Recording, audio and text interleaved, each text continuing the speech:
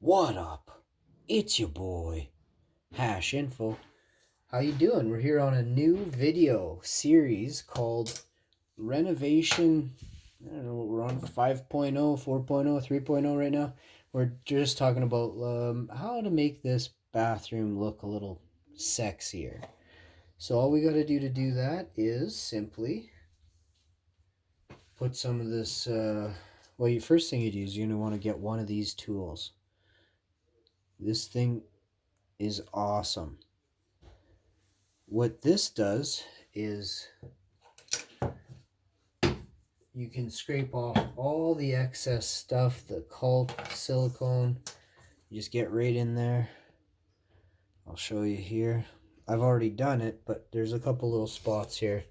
Might be a little fraction left. I thought, what the heck, let's make a video and show the viewers at home how to freshen up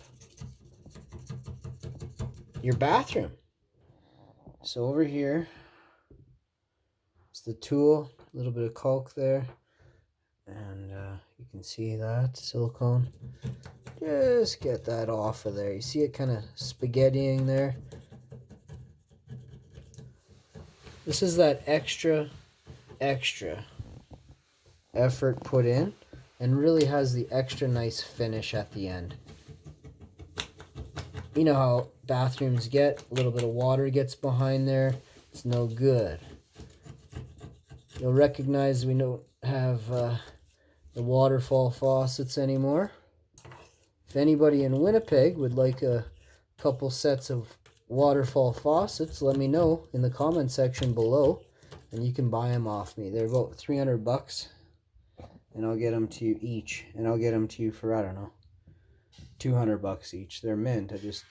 We don't need them. We changed up. We literally just don't need them. Go take them and install them and check it out for yourself. They work perfect, man.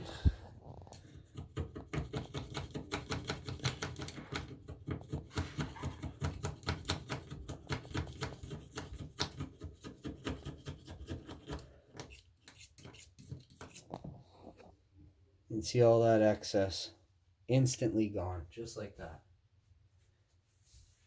So now that you've got all this off of here, it feels real nice. Just want to take this brush and give her a little bit of a wipe there. Get in there a little. And this is a super clean, brand new brush. You don't use something dirty that stinks.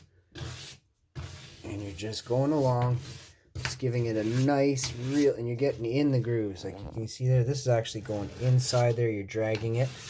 And once you get that to that point, super easy now. You're just going to tape this off. You're going to tape this side right along the seam there. You're going to tape that, and you're going to tape the head of it.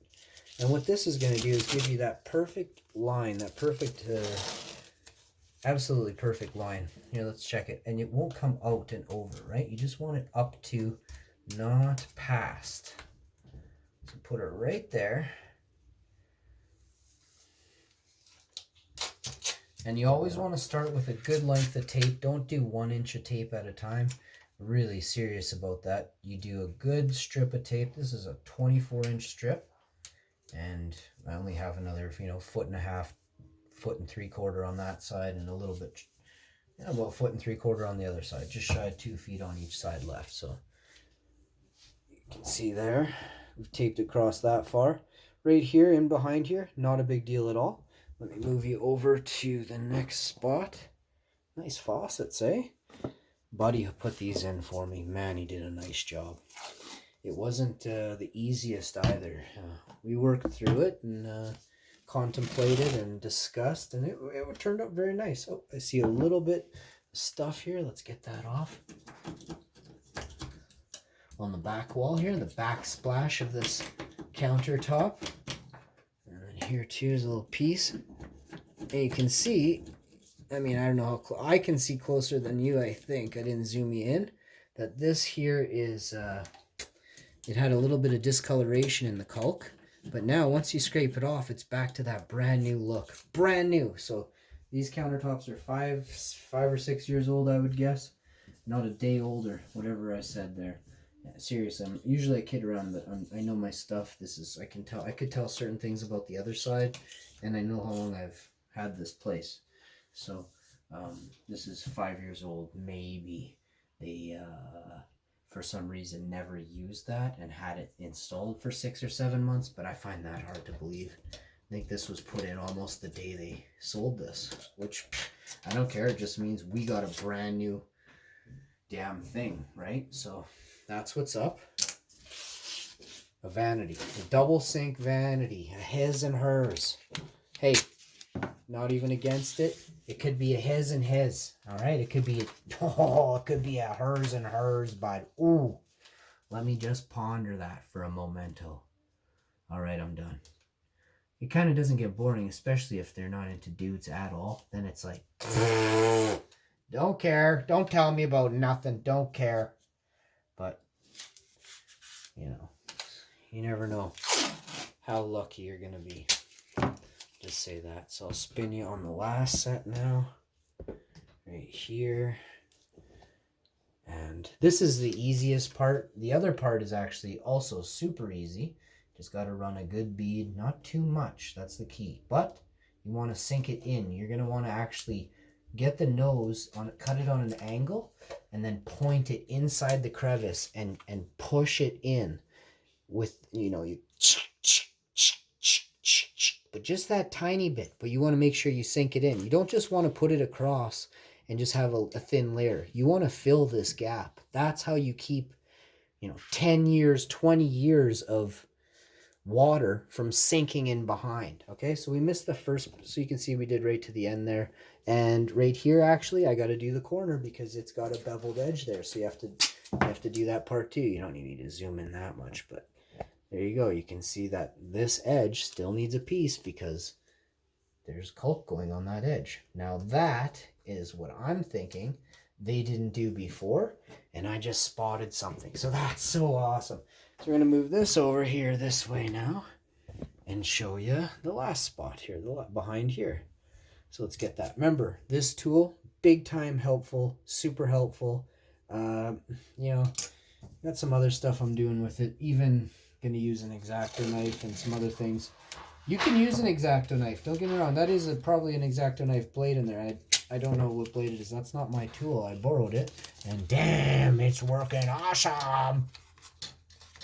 But as soon as I saw that tool in action, I knew where I could use it later. And I'm like, I'm going to need that sucker later.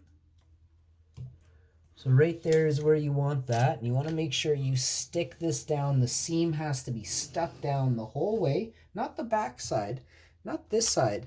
The front of the seam has to be. If you're using tape and you don't run your finger across this damn tape twice, there's something wrong with you.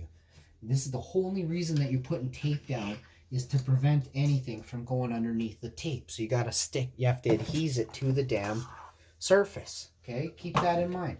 Now let's move on. The last piece here. You saw how easy it was, the whole strip. Let's finish her off with ease, bud. You take your fingers, put it on the wall like that, and you give her a tear. You can back this up just a hair. Man, I went through so many rolls of tape this year. So many rolls of tape. I use tape because it is a lot easier. Some people may not.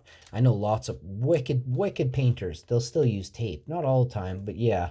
If you got a lot of edges and stuff, you use tape. I have always realized the professional look that tape gives you. You just have to know how to use the tape and not go overboard with paint up to the edge, right? Up to the very edge.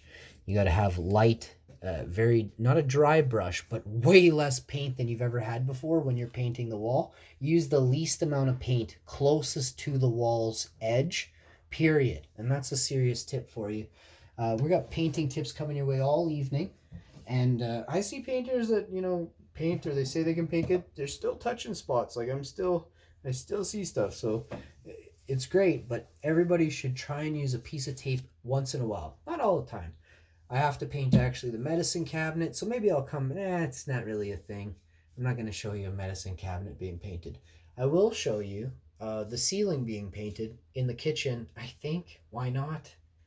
So I'll come back with that video. It's an upload, so look forward to it. If you enjoyed this video, all you need to do a good job on this is grab yourself some caulk. What is really going on here? What is really going on? Why is that like that?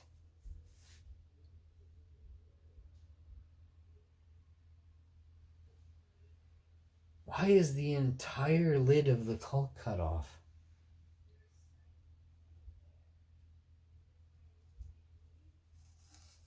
What the heck? All right, well, I'm gonna put some caulk on the wall. Right in a minute here. I'm gonna caulk the back of the thing. Don't use your vanity for about a day afterwards, even if you can help it 2 days. Make sure you have some heat on, a little fan action, just in the first 4 to 10 hours.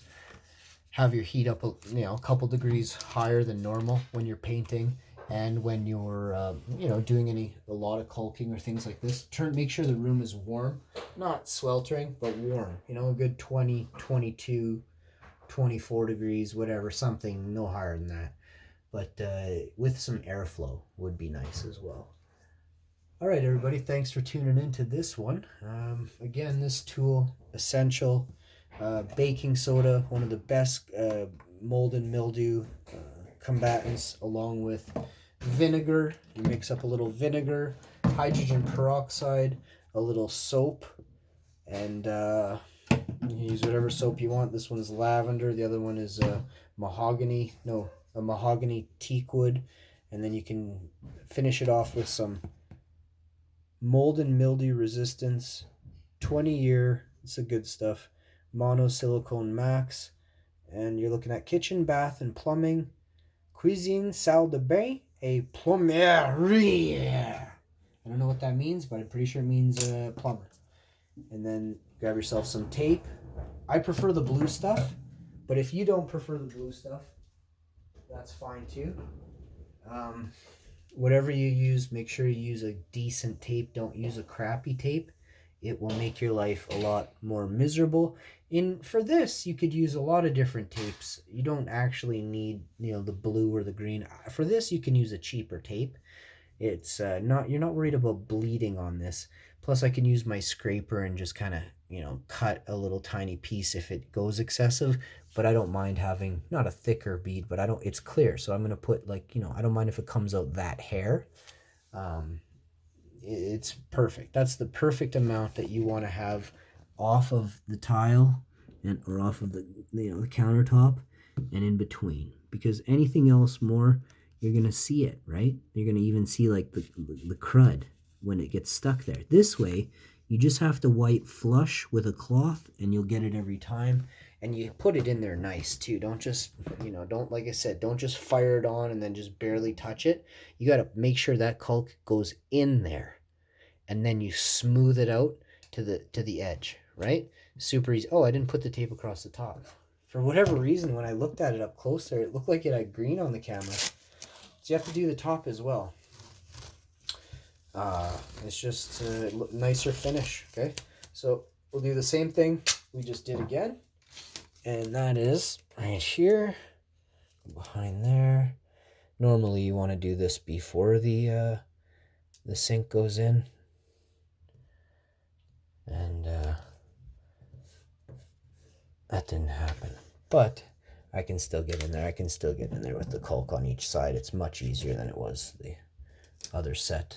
Was the waterfall. I couldn't get in there. Before you put your waterfall on, make sure you do what I'm doing right now. I can get in behind there with the caulk, the silicone, whatever, so it's all good. All right, and then this, you get that angle. That angle. Don't worry about the bubbling there. You just want to make sure this end is stuck down.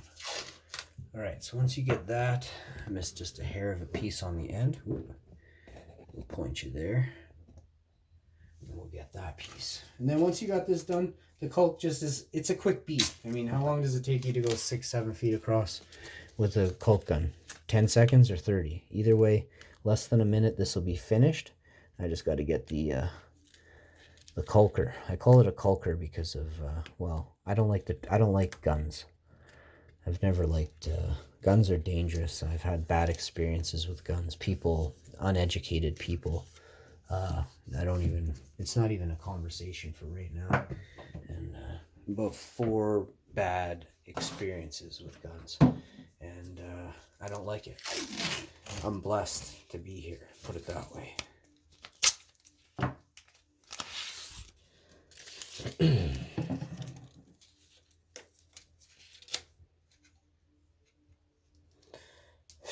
Probably six bad experiences with guns in my time. It's just unreal. I can't even imagine other people that you probably have 60. I wonder how much trauma that's done to your mind. Because 6 is, I had to forget about it. Just to think about it for a second blows my mind. And the first time ever was almost a hunting accident with my so-called dad. So hunting is evil, and not only that, they say accidents happen. Only goofs go hunting and almost shoot their son when they're trying to catch it, when they're trying to shoot at a Canada goose. So just got to remember, everybody, life is what you make of it. And if you're sitting there killing things, like what's in your way, or how, like you're gonna end up shooting something that you didn't mean to shoot at one day. It's obvious.